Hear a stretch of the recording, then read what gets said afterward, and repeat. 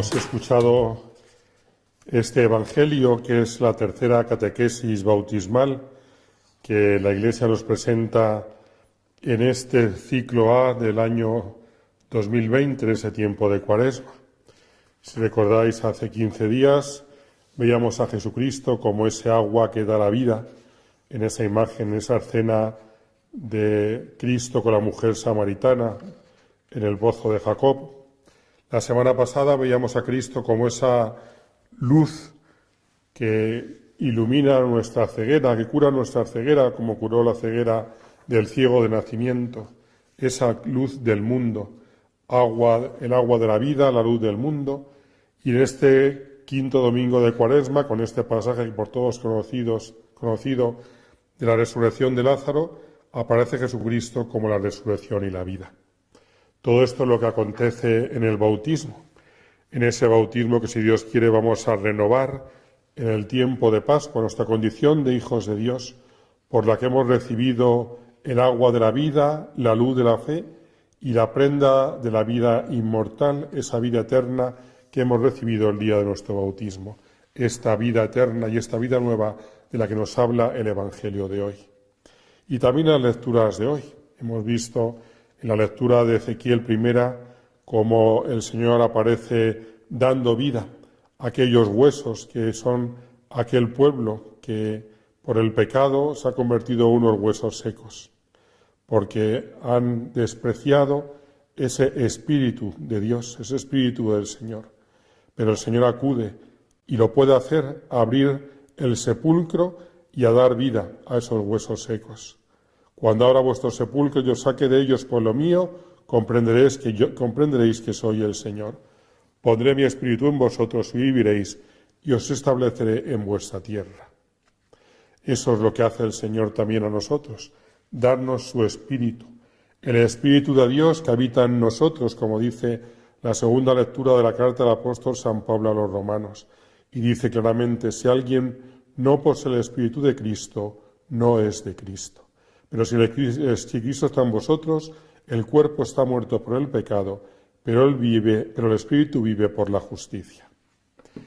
Continuamente las lecturas nos hablan de la vida, pero no de la vida puramente física, no, sino de la vida más importante, que es la vida de Cristo, la vida que recibimos del Señor, la vida del Espíritu, que nos hace también darnos cuenta de que a veces muchos de nosotros podemos ser esos muertos vivientes, podríamos decir.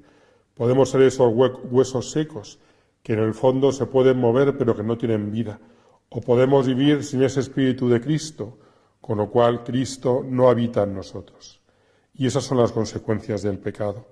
Por eso es un día también para que nosotros nos demos cuenta de que si Cristo está en nosotros, nuestro cuerpo tiene que estar muerto al pecado y tiene que estar vivo por ese Espíritu de Cristo que habita en nuestra vida. En el Evangelio vemos a un Dios y a un Cristo muy humano, muy humano. Primero, haciendo referencia a algo fundamental en la vida de cualquier persona y que ahora experimentamos de una forma muy especial en la situación que estamos viviendo, que es la importancia de la amistad. Jesucristo tenía una familia donde Él iba ahí a estar con sus amigos, a descansar, y los que saben de esto pues nos dicen cómo sería un lugar muy habitual el de Cristo, el ir a Betania, a descansar con María, con Marta, con su hermano Lázaro. Después de sus predicaciones, después de sus milagros, pues el Señor necesitaba pasar momentos de descanso, de tranquilidad, y lo vivía en Betania. La amistad, esa profunda amistad, ese texto tan bonito que dice la Escritura, quien tiene un amigo tiene un tesoro. Pues eso se vivía en esa experiencia de amistad de Jesús con Lázaro, con Marta y con María. Hay una amistad profunda entre ellos, una amistad verdadera. Y esa amistad le lleva a Marta y a María a hacerle ver a Jesucristo que su amigo, la traducción antigua decía, Señor, tu amigo está enfermo. Ahora dice, el que tú amas está enfermo, refiriéndose a Lázaro. Y es bonito ver cómo dice el Señor, responde, dice, esta enfermedad no es para la muerte, sino que servirá para la gloria de Dios. También nosotros podemos decirle al Señor hoy, Señor, tu amigo está enfermo, tu mundo está enfermo, Este mundo por el que tú has dado la vida, por el que tú has venido a este mundo, está enfermo.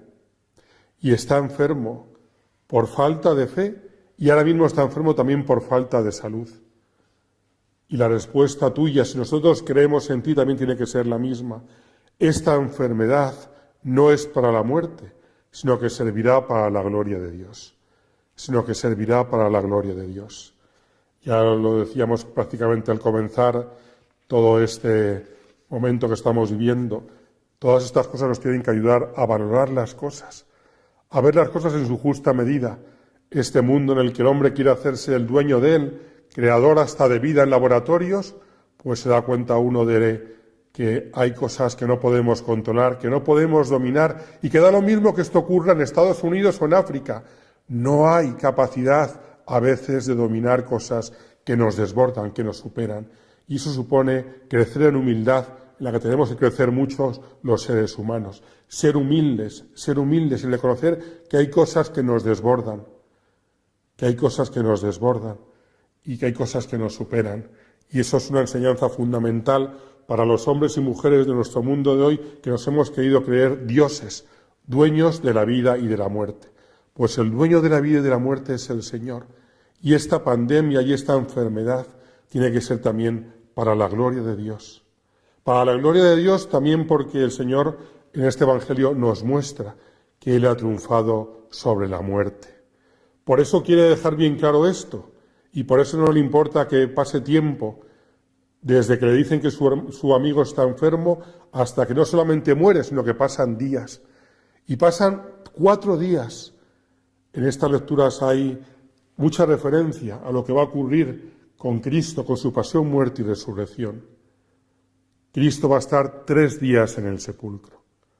Lázaro, dice el texto, que llevaba ya 4 días enterrado. La vida triunfa sobre la muerte. La vida va más rápida que la muerte, y Cristo triunfa al 3er día sobre la muerte. Y le muestra a los demás en este texto, antes por supuesto de su pasión, muerte y resurrección, que Él va a poder vencer la muerte. Y no la muerte aparente, sino la muerte verdadera. Cuando uno ya no da un duro por esa persona, como dice la canción, la muerte no es el final del camino. Esa frase que decimos a veces, todos tienen arreglo en esta vida menos la muerte. Pues para nosotros los cristianos no es verdad. Para nosotros la muerte tiene remedio, tiene solución, porque nos lo ha dado Cristo. Y fijaros también en esa imagen de la losa, de la piedra, que el Señor manda a quitar. Él la manda a quitar. Cuando resucite el Señor no la mandará a quitar, la quitará Él, porque el Señor habrá resucitado. Y aparece también esa imagen de la losa, que cuando las mujeres van al sepulcro a cuidar el cuerpo de Cristo, está quitada. Y la ha quitado Cristo, que ha vencido la losa de la muerte, la losa del pecado.